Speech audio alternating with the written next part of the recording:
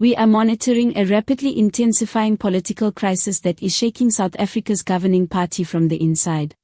Allegations and counter-allegations connecting senior ANC leaders to revived corruption narratives have sparked what party insiders are describing as an internal uprising, setting off emergency discussions, forceful public remarks, and clear signs of unease among the highest levels of leadership.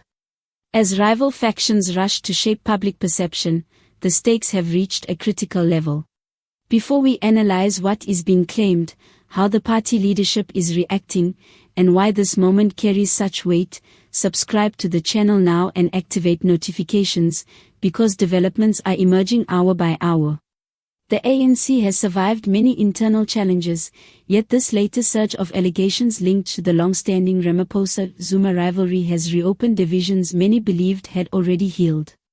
What makes the current situation especially unstable is not one isolated claim, but the buildup of accusations, leaked information, and public exchanges that have reignited distrust across factional lines. Analysts note that this has laid bare fragile alliances and heightened suspicion within the party, creating an environment where every word is examined for deeper intent. At the heart of the turmoil are renewed allegations and fresh interpretations of past controversies that are now circulating with renewed urgency. Although no new court rulings have been issued at this stage, the political consequences have been swift and significant. Senior figures are reportedly seeking legal guidance, communication teams are under intense pressure, and internal debates are said to be becoming increasingly confrontational. According to observers, the real concern is not any single allegation, but the cumulative erosion of credibility. The rivalry between President Cyril Ramaphosa and former President Jacob Zuma has long influenced the internal balance of power within the ANC, with each side drawing strength from loyal supporters, historical influence, and political legacy.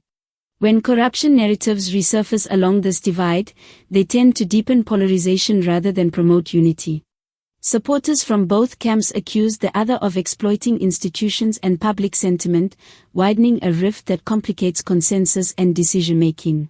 What sets this episode apart is the apparent move from subdued internal disagreement to more visible and open resistance. Sources speak of senior leaders challenging strategic direction, provincial structures voicing dissatisfaction, and behind-the-scenes positioning aimed at safeguarding political futures. Even in the absence of formal breakaways, this level of internal conflict reflects a party struggling with questions of identity, leadership, and direction at a pivotal moment. Publicly, ANC leadership has called for restraint and warned against speculation, stressing due process, the presumption of innocence, and the importance of avoiding judgment through media headlines. Privately, however, the scale of damage control suggests a clear understanding that perception can be just as damaging as legal outcomes. Once political reputations are shaken, recovery is rarely easy. Opposition parties have capitalized on the situation by renewing demands for transparency and accountability, while pressure within parliament continues to grow and public debate becomes increasingly divided. For critics, the turmoil reinforces long-standing doubts, while for supporters it represents a crucial test of whether the ANC can reform itself without fracturing. Across the country, public reaction ranges from frustration to fatigue, with many citizens calling for clear answers and real consequences rather than another cycle of accusation and denial. Others express concern about stability and effective governance as internal power struggles consume political energy. What unites these voices is a shared demand for truth and resolution. Experts caution that allegations, regardless of their volume, are not the same as verdicts, and that guilt is determined by courts, not political platforms. Yet history demonstrates that political damage often occurs well before legal processes conclude. This tension between procedure and perception is shaping the current crisis and influencing leadership responses. Should the internal rebellion intensify, the ANC may be forced to confront difficult decisions around leadership renewal, accountability systems, and party unity.